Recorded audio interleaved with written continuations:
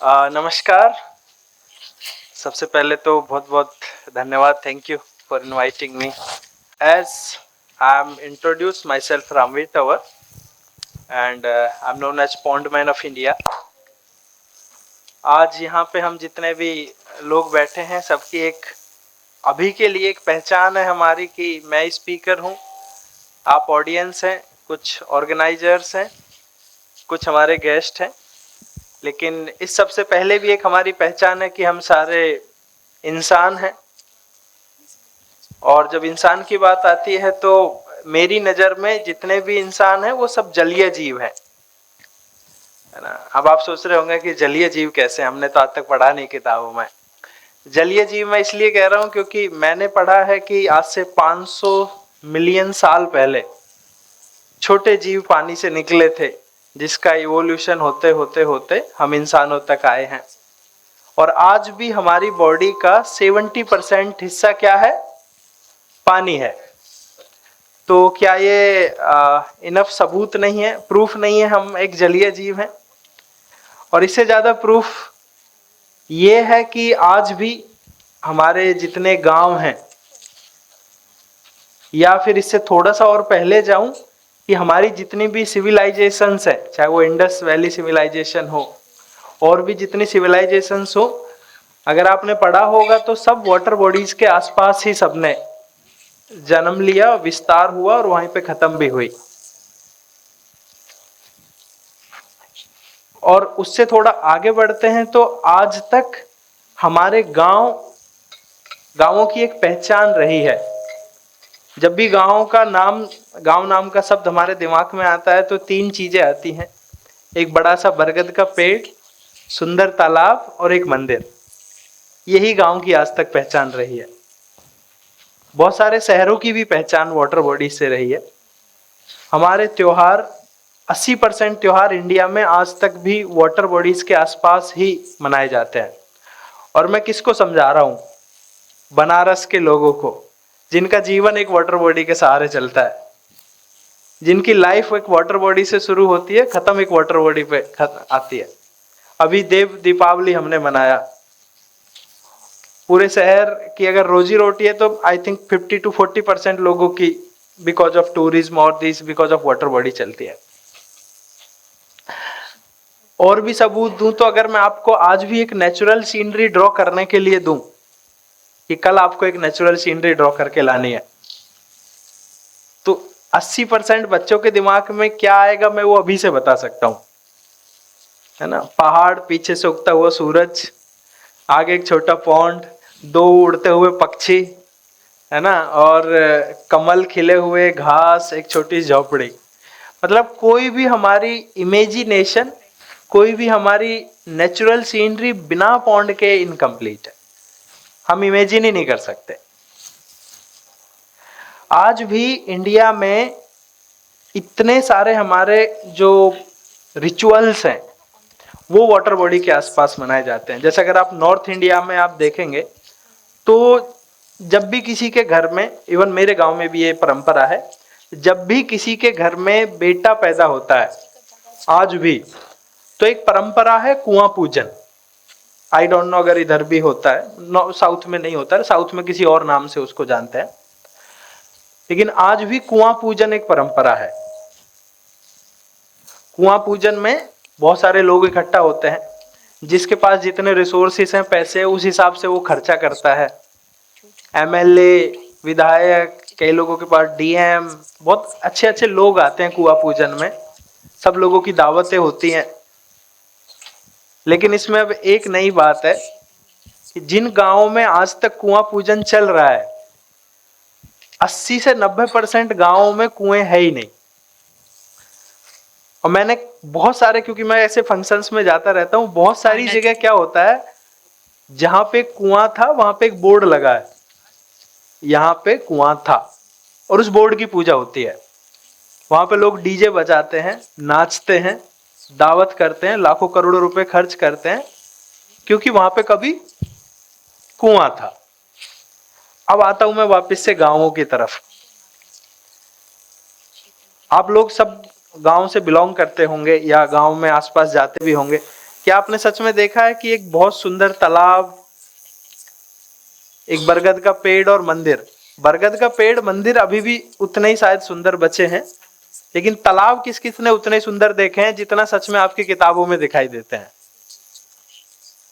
तालाब या तो वो लैंडफिल साइट की शेप में आ गए हैं, डंपिंग यार्ड जैसे दिखाई देते हैं, या फिर उन पर एंक्रोचमेंट कर लिया गया है, कब्जा हो गए हैं, वो खत्म हो गए हैं। इसीलिए मैंने तालाबों को 4 कैटेगरी में डिवाइड किया है। एक, जो मर गए हैं और दफन कर दिए गए हैं, अगर उनकी खोज होती है तो वो किसी बिल्डिंग के नीचे मिलते हैं, किसी हॉस्पिटल के नीचे दबे हुए मिलते हैं, किसी सड़क के नीचे मिलते हैं, किसी स्कूल के नीचे मिलते हैं, किसी यूनिवर्सिटी के नीचे मिलते हैं। मैं पिछले महीने एक यूनिवर्सिटी से मुझे इनविटेशन आया था और मुझे टॉक देना था वहां पे सस्टेनेबल डेवलपमेंट पर, कि कैसे हम ऐसा सस्टेनेबल डेवलपमेंट करें, नेचुरल रिसोर्सेज को नुकसान पहुंचाए बिना अपना डेवलपमेंट। मैंने टॉक खत्म किया था, तभी बीच में से एक बच्चा बोला कि सर ये हमारी यूनिवर्सिटी भी एक वेटलैंड और पॉन्ड के ऊपर कब्जा करके बनाई गई है, ये कैसा सस्टेनेबल डेवलपमेंट है। तो यही ऐसे तालाबों की खोज आपने कभी किताबों में पढ़ा है या सिलेबस में पढ़ा होगा या अखबार में पढ़ा होगा। सॉरी, अखबार में ज्यादा ऐसी न्यूज मिलती है कि एक 10 साल बाद किसी कत्ल का या ऐसे मर्डर का खुलासा हुआ, पूरी जमीन खोदी गई, नीचे से बॉडी निकाली गई 5 साल बाद 10 साल बाद, क्योंकि उसने अपने घर में ही गड़ाई हुई थी वो बॉडी।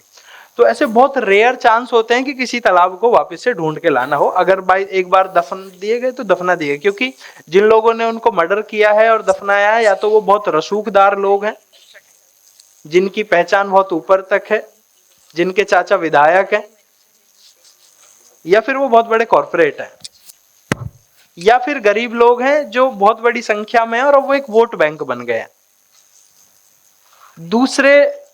दूसरे कैटेगरी के तालाब वो हैं जो अभी आईसीयू में या वेंटिलेटर पे हैं, है ना, पूरे कचरे से भर गए हैं, 80% या 50% तालाब पे कब्जा हो गया है, पूरा ऊपर वीड, आपने देखा होगा वो ग्रीन कलर की एक वीड हो जाती है, उसको वाटर हायसिंथ, जलकुंभी, बहुत सारे शोक समुंदर भी कहते हैं, वो हो गए। और बिल्कुल अगर उनको 2 4 5 साल में नहीं बचाया गया तो वो भी दफना दिए जाएंगे किसी पार्किंग हॉस्पिटल के नीचे। तीसरे तालाब हैं जो बहुत हल्की मुल्की चोट लगी है, वार्ड में है अभी, है ना, थोड़े बहुत गंदे हैं, 10-20% हिस्से पे कब्जा हुआ है, वो वाले तालाब भी हैं। तो ऐसे तालाब, और चौथे थोड़ा सा अच्छे तालाब है। तो मेरा काम है जो वेंटिलेटर पे और आईसीयू में पड़े हुए तालाब हैं उनको वापस से वार्ड की तरफ शिफ्ट करना और वार्ड से फिर उनको अच्छी कंडीशन में लेके आना। और सबसे बड़ी संख्या अगर किन्हीं तालाबों की है तो वो है जो दफन हो चुके हैं। दूसरे नंबर पे ये हैं जो अभी आईसीयू में या वेंटिलेटर पे लटके हुए हैं। तो इन तालाबों को रेस्टोर करना मैंने शुरू किया जब मैं खुद कॉलेज में स्टूडेंट था, लास्ट ईयर था, और अब एक ट्यूशन भी देता था। मैं अपने घर पे एक ट्यूशन सेंटर चलाता, तो बच्चों के साथ एक गांव में शुरुआत की थी जिसका नाम था जल चौपाल, कि चलो आओ इनके बारे में बात करते हैं। वो इसलिए क्योंकि मेरा खुद का बचपन तालाबों के आसपास ही गुजरा है। मुझे याद है 10th 9th क्लास तक मेरा डेली का रूटीन यही था, घर से आना, स्कूल जाना, स्कूल से वापस आना, अपनी सारी भैंसों को लेके जाना, नहर में तालाब में पानी पिलाना, वहीं पे जंगल में घास चराना, वहीं होमवर्क करना और वापस घर आ जाना। इसीलिए तालाबों के साथ एक अटैचमेंट था, एक लगाव था। और जब मौका मिला तो फिर से उन तालाबों की, जब देखा कि ये तालाब धीरे धीरे लैंडफिल साइट में कन्वर्ट होते जा रहे हैं, तो उनकी वापस से बात करना शुरू किया। बच्चों के साथ किया क्योंकि शुरुआत में बात करना ही एक सॉल्यूशन था। हमारे पास कोई रिसोर्स नहीं थे, कोई हमारे पास फंड नहीं थे, कोई मशीन नहीं थी, इसलिए सिर्फ बात कर सकते थे। बात करते करते पहले पार्ट टाइम काम करना शुरू किया एज ए फ्रीलांसर दूसरी एनजीओज के साथ, और 2 साल एमएनसी में जॉब करने के बाद देन आई रियलाइज कि ये काम, तालाबों का काम पार्ट टाइम नहीं किया जा सकता है। ये काम एज ए दिखावटी नहीं किया जा सकता, बातों से तालाब साफ नहीं होंगे। इसके लिए सब कुछ छोड़ छाड़ के जमीन पे आना ही पड़ेगा। जॉब छोड़ी, वापस से आया और टीम बनाई, बहुत सारे लोग हमारे साथ जुड़े, कुछ कॉरपोरेट से आए, कुछ एनजीओ से आए, कुछ गवर्नमेंट अधिकारियों ने हमारा सपोर्ट किया और बहुत सारे स्टूडेंट्स हमारे साथ आए एज ए वॉलंटियर। एक तालाब किया, 2 किए, 3 किए। आज तक हम देश भर में 100 से ज्यादा तालाबों को रेस्टोर कर चुके हैं। और ये वो तालाब हैं जिनकी बचने की उम्मीद खत्म हो चुकी थी। और जब कोई मुझे पूछता है कि, या फिर कोई ऐसे कहता है कि आप तालाबों को जिंदा कर देते हैं, तो मुझे याद आता है कि मैंने तालाबों को जीवन नहीं दिया, मैंने उनको जिंदा नहीं किया, बल्कि उन्होंने मुझे एक नया जीवन दिया है। मैंने तालाबों से कचरा नहीं निकाला, बल्कि उन्होंने मुझे कचरे जैसी जिंदगी से बाहर निकाला है। ये मैं इसलिए कह रहा हूं क्योंकि मैं एक ऐसे परिवार से आता हूं जहां मैं पहला सदस्य था आज तक की पीढ़ियों में जिसने 11वीं क्लास में एडमिशन लिया था। I was the first person in my family जो 11वीं क्लास में एडमिशन लेना ही फैमिली के लिए बड़ा अचीवमेंट था। मैं ही एक ऐसा पहला सदस्य था जो पहली बार कॉलेज किसी ने देखा था, अंदर से कॉलेज कैसा होता है। और ये मेरा एक बड़े अचीवमेंट था। हमारे फैमिली में, हमारे गांव में, देहात में, एक जब मैं कॉलेज जा रहा था तो किसी ने पेरेंट्स को बहकाया कि जो भी लोग कॉलेज जाते हैं वो फिर वहीं पे शादी कर लेते हैं, है ना, दूसरी कास्ट में शादी कर लेते हैं। तो मेरे पेरेंट्स ने शर्त रखी, कॉलेज जाना है तो ब्याह करके जाना पड़ेगा। अब कॉलेज तो जाना ही था, मैंने कहा ठीक है। मैं अपनी क्लास में पहला सदस्य जो शादीशुदा था। लोग चिढ़ाते थे, मजाक उड़ाते थे, लेकिन मुझे पढ़ना था। पढ़ाई पूरी की, एमएनसी में जॉब भी की, जॉब छोड़ भी दी, और अब हमारे पास एक बड़ी टीम है, बहुत अच्छी टीम है। And I am very proud to let you know कि आज हम देश के 10 राज्यों में काम कर रहे हैं, 100 से ज्यादा तालाब रिजुवनेट किए हैं। पहले लोग मजाक उड़ाते थे कि ये जॉब छोड़ के, एक एमएनसी की जॉब छोड़ के कौन गंदे तालाबों को साफ करता है, ये भी कोई काम है, ये तो अनपढ़ लोगों का काम है, ये तो एक पर्टिकुलर जाति के लोगों का काम है। लोगों का ये बिलीफ तोड़ना था, लोगों की ये उम्मीद तोड़नी थी। और एक दिन आया जब खुद ऑनरेबल प्राइम मिनिस्टर साहब ने नेशनल टीवी पे आके बोला कि he is known as pondman of India. फिर मुझे शायद उन लोगों को एक जवाब देने का मौका मिल गया, एक मेरे पास एक जवाब आ गया। उसके बाद जिसने भी मुझे मजाक उड़ाया, जिसने भी मेरे ऊपर कमेंट किया, मैंने हमेशा उसको एक ही जवाब दिया, भाई जिस काम को खुद माननीय प्रधानमंत्री अप्रिशिएट कर सकते हैं, देश के राष्ट्रपति अप्रिशिएट कर सकते हैं, इतने सारे मुख्यमंत्री अप्रिशिएट कर सकते हैं, सम्मान दे सकते हैं, तो तुम होते कौन हो डिसरेस्पेक्ट करने वाले? तुम होते कौन हो मजाक उड़ाने वाले? तुमको ज्यादा पता है कि उनको ज्यादा पता है इस काम की कीमत?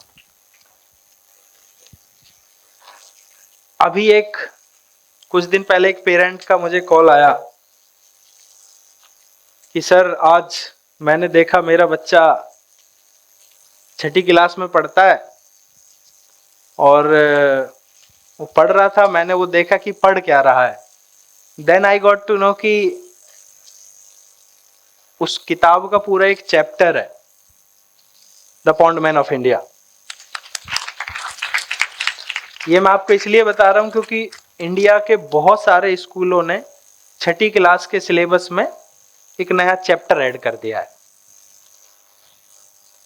मैं हर साल एक विश लिस्ट लिखता हूं 31 दिसंबर को कि इस साल मुझे करना क्या है, मेरी क्या क्या ख्वाहिशें हैं, और कोशिश करता हूं उनको पूरी करूं मैं अगली एक साल। बहुत बड़ी विश लिस्ट नहीं होती है। मैं अभी 2014-15 की विश लिस्ट उठा के एक दिन डायरी में ढूंढ रहा था तो मुझे मिली। जब मैं कॉलेज में लास्ट ईयर थी शायद वो, तो जब उसमें विश लिस्ट में लिखा था कि एक दिन जहाज में बैठना है, एक दिन इंग्लिश बोलनी है, एक दिन आईआईटी के क्लासरूम देखने हैं, ऐसी छोटी छोटी विश लिस्ट थी। लेकिन वो कहते हैं ना, tragedy become comedy with ageing effect. ये लाइन आपको पूरी जिंदगी याद रहेगी। आज आपके साथ अगर कोई दुर्घटना हुई है, कोई ट्रेजेडी हुई है, आज आप उसको बहुत सीरियस लेंगे, है ना। आज किसी ने धोखा दे दिया, किसी ने चीटिंग कर ली, फेल हो गए, हो सकता है 2-3 दिन तक कमरे में बैठकर रोएं, 2-3 दिन तक 1-2 आरोप लगाएं और सोचें कि यार मेरे जीवन का कितना डिफिकल्ट काम चल रहा है, कितना डिफिकल्ट टाइम चल रहा है, हो सकता है जैसे मैं ही अभागा हूं, भगवान मेरे साथ ही ऐसा क्यों करता है, ऐसे ऐसे विचार आएंगे।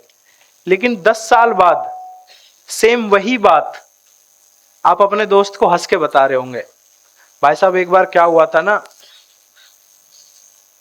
ऐसे किसी ने मेरे साथ चीटिंग कर दी थी, मैं 3 दिन तक ऐसा डिप्रेस में रहा था, है ना, फेल हो गया था, मुझे समझ में नहीं आ रहा था क्या करें। अभी नहीं आएंगे वो विचार, अभी ऐसा लगेगा जैसे मेरी दुनिया लुट गई हो। लेकिन आज के 5 साल बाद जब यही ट्रेजेडी आपके साथ कॉमेडी का काम करेगी, तब आप हंस हंस के मजाक उड़ा के बताएंगे। जैसे आज अपने बचपन के किस्से अभी आपके दोस्तों को सुनाते होंगे। एक बार पता है नीम से पेड़ से गिर गया था, एक बार पता है क्लास जाते जाते बस छूट गई थी। उस दिन बड़ा दुख लगा होगा, लेकिन टाइम के साथ फिर आप कॉमेडी की तरह उस चीज को बताते हैं। तो इसीलिए आज उस समय पे मुझे लगा था कि मैं कितने दुख के साथ, और समाज बिल्कुल साथ नहीं दे रहा है, लोग मजाक उड़ा रहे हैं, मेरे साथ ही ऐसा कुछ हो रहा है। लेकिन आज वही बातें मैं आपको एक मजाक के तौर पे बता रहा हूं इस मंच पे खड़ा होके। वो इसलिए बता रहा हूं क्योंकि आपको मोटिवेट रहना है। और एक 1977 का एक गाना है लता मंगेशकर जी का, नाम गुम जाएगा, चेहरा ये बदल जाएगा, मेरी आवाज ही पहचान है, गर याद रहेगी। तो आज शायद जितने तालाब बनाए, कभी आप गूगल करेंगे पॉन्डमैन नाम से तो आपको तालाबों की पिक्चर्स मिलेंगी। तो आज जितने भी तालाब बना रहा हूं, मैं इसी उम्मीद के साथ बना रहा हूं कि हो सकता है एक दिन शक्ल ये बदल जाएगी, नाम भी आप भूल जाएंगे, नाम तो अब भी याद नहीं होगा आपको आधों को। लेकिन ये जो तालाब बने हैं ना, ये हमेशा आपको, समाज को, अगले आने वाली जनरेशन्स को हमेशा मेरी याद दिलाएंगे। आज जब मैं दिल्ली से आया हूं, खुद मेरे बच्चे, एक बच्चे के गले में दर्द है, एक बच्चे को सांस में लेने में दिक्कत है, क्योंकि वहां पे बिना मास्क के आप सांस भी नहीं ले पा रहे हैं। पूछिए उन लोगों से। ये हमने सस्टेनेबल डेवलपमेंट किया है पिछले 2-3 दशकों में, डेकेड्स में। इसीलिए आज जब कहीं पे बाढ़ आती है ना, पानी भर जाता है, तो हम सबसे ज्यादा किस चीज की याद आती है, कहाँ जाके बैठते हैं? किसी ऊंचे स्थान पे, छत पे जाके बैठ गए, किसी पहाड़ के ऊपर जाके बैठ गए, किसी पिलर के ऊपर जाके बैठ गए। नीचे पूरा पानी भरा हुआ होता है और हम वेट कर रहे होते हैं कि जैसे टीवी में दिखाया जाता है कि कोई हेलीकॉप्टर आएगा, एक बोतल पानी देके जाएगा, है ना। पानी से डर कर बैठे हैं, भाग कर बैठे हैं, लेकिन फिर भी पानी की उम्मीद है। तो पानी से हमारी शुरुआत हुई थी, पानी में ही एंड होगी। और मैंने सुना है जब हमारा जीवन इतना छोटा सा है, जब आते हैं एक बार आते ही नहलाया जाता है, और जब जाते हैं तो जाने से पहले फिर नहलाया जाता है। तो इतनी छोटी सी लाइफ है। पानी, वाटर बॉडीज को जितना इस बीच में रेस्पेक्ट दे सकते हैं, उनको प्रोटेक्ट कर सकते हैं, वो हम अपने ह्यूमन सिविलाइजेशंस को, अपने आप को प्रोटेक्ट कर रहे हैं। इसलिए करते जाइए। Thank you so much. जय हिंद।